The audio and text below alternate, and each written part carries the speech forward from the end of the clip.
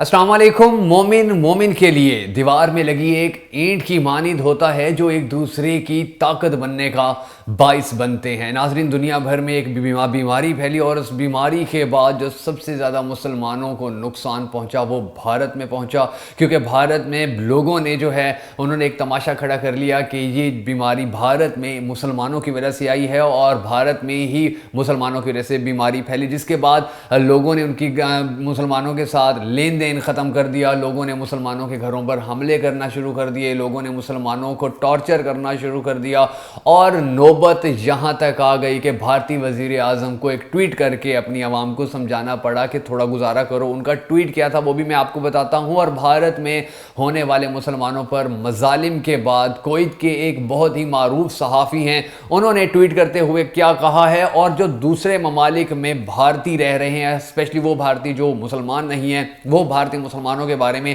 کس طرح کا زہر اگل رہے ہیں، وہ بھی میں آپ کو بتاؤں گا۔ لیکن اس سے پہلے سب سے پہلے میں آپ کو یہ بتا دیتا ہوں کہ بھارت میں چل کیا رہا ہے، بھارت میں مسلمانوں کے خلاف اتنی نفرت ایک دم سے کیوں امڑ آئی جب سے یہ بیماری پھیلی ہے بھارت میں۔ اس کے بعد سے بھارت میں جو مسلمانوں کے ساتھ ہو رہا ہے ظلم وہ کیوں ہو رہا ہے، تو اس کی وجہ میں آپ کو سب سے پہلے یہ بتا دیتا ہوں کہ بھارتی دارالحکومت نئی دہلی میں مارچ کے مہینے میں ایک تبلیغی اجتماع ہوا، ہمیشہ ہی ہوتے ہیں، پوری دنیا میں ہوتے ہیں، اور وہاں سے 4000 مسلمانوں میں اس بیماری کی تشخیص ہوئی۔ یعنی کہ وہاں جو لوگ گئے تھے، جو لوگ اس اجتماع میں شامل ہوئے تھے، ان میں سے 4000 لوگ ایسے تھے کہ جن میں اس وائرس کے مثبت اثرات آئے کہ ان میں یہ بیماری پھیل چکی ہے، جس کے بعد پورے بھارت میں جو ہندو تھے، جو آر ایس ایس کے غنڈے تھے، ان لوگوں نے بھارتی مسلمانوں کے اوپر مظالم ڈھانا شروع کر دیے، ان کے خلاف نفرت پھیلانا شروع کر دی، اور صرف وہی نہیں بلکہ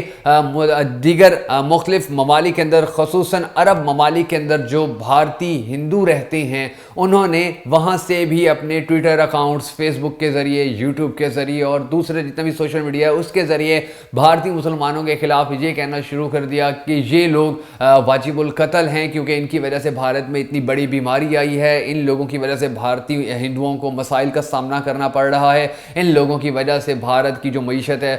وہ تباہی کے دہانے پر پہنچ چکی ہے۔ مگر اگر دوسری طرف سوچا جائے تو جو بھارتی مسلمان ہیں وہ یہ بھی سوچ سکتے ہیں کہ ہم چونکہ اقلیت ہیں اس لیے ہم ہماری نسل کشی کرنے کے لیے اس بیماری کو خصوصی طور پر ہمارے اوپر ہی چھوڑا گیا، یا اس بیماری سے سب سے زیادہ متاثر ہمیں کرنے کی کوشش کی گئی، کیونکہ ہم پہ پہلے بھی ظلم ہوتے تھے اور مزید بھی مظالم اسی طرح کیے جا رہے ہیں۔ اس کے بعد یہ معاملات اس حد تک بڑھے جب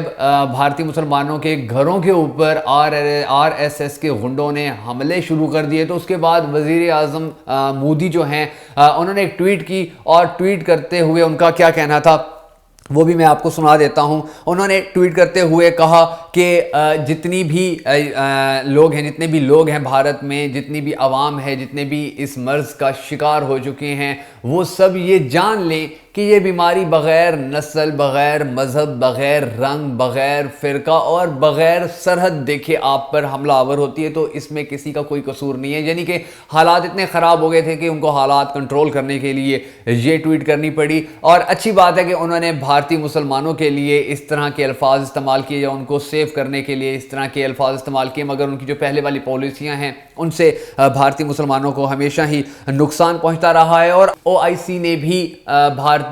مظالم کے اوپر باقاعدہ طور پر بات کرنا شروع کر دی ہے کہ پوری دنیا میں ایک بیماری پھیلی تو آخر کیوں بھارت کے مسلمانوں کو ہی سب سے زیادہ اس کا قصوروار بنایا جا رہا ہے، یا ان کو قصوروار دکھایا جا رہا ہے۔ ان کا پرنٹ میڈیا، ان کا الیکٹرانک میڈیا، ان کا سوشل میڈیا، ہر جگہ پر بھارت کے مسلمانوں کے خلاف نفرت ہی پھیلائی جا رہی ہے، اور یہی کہا جا رہا ہے کہ بھارت میں یہ بیماری پھیلانے والے جو لوگ ہیں وہ بھارتی مسلمان ہیں۔ اب میں آخر میں کویت کے معروف صحافی ہیں محمد احمد الملا، ان کی بات کرتا ہوں کہ ان کا کیا کہنا ہے۔ ان کا کہنا ہے کہ RSS اور عرب ممالک میں رہنے والے بھارتی ڈاکٹرز، انجینئرز اور پروفیسرز بھی مسلمانوں کے خلاف نفرت پھیلانے کے لیے بڑھ چڑھ کر حصہ لے رہے ہیں، اور انہوں نے کنڈیمڈ کیا ہے، جو کویت کے صحافی ہیں محمد احمد الملا، انہوں نے کنڈیمڈ کیا ہے اس بات کو، اور انہوں نے اپنی حکومت اور دیگر حکومتوں سے بھی مطالبہ کیا ہے کہ بھارت کے مسلمانوں کے ساتھ اس طرح کا جو رویہ اپنایا جا رہا ہے اس کو فوری طور پر ختم کرنے کے لیے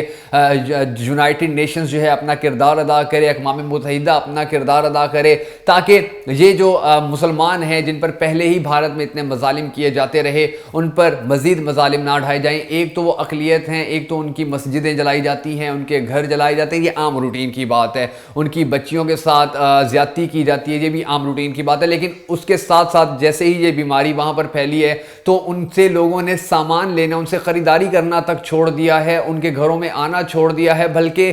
میرٹھ کا ایک کینسر ہاسپٹل ہے, میرٹھ ایک شہر ہے وہاں کا کینسر ہاسپٹل ہے, اور اس ہاسپٹل میں مسلمانوں کے ٹیسٹ ہی لینے سے انکار کر دیا گیا تھا کہ یہ مسلمان ہیں, ان کی وجہ سے ہمارے ملک میں بیماری پھیلی ہے, سو ہم نے ان کے ٹیسٹ نہیں کرنے ہیں. مسلمانوں پر ان ہونے والے مظالم پر ہم سب کا فرض بنتا ہے, پوری دنیا کے مسلمانوں کا فرض بنتا ہے کہ وہ آواز اٹھائیں اور بھارتی حکومت کے, بھارتی ہندوؤں کے اس مکروہ چہرے کو دنیا کے سامنے لائیں کہ جب پوری دنیا ایک بیماری سے لڑنے کے لیے اکٹھی ہو چکی ہے تو بھارت کے مسلمانوں کے ساتھ اتنا برا سلوک کیوں کیا جا رہا ہے. بہت ساری دعاؤں میں یاد رکھیے گا. جلدی ایک نئے پروگرام کے ساتھ آپ کی خدمت میں حاضر ہوں گا. اس وقت تک کے لیے اجازت دیجیے. اللہ حافظ.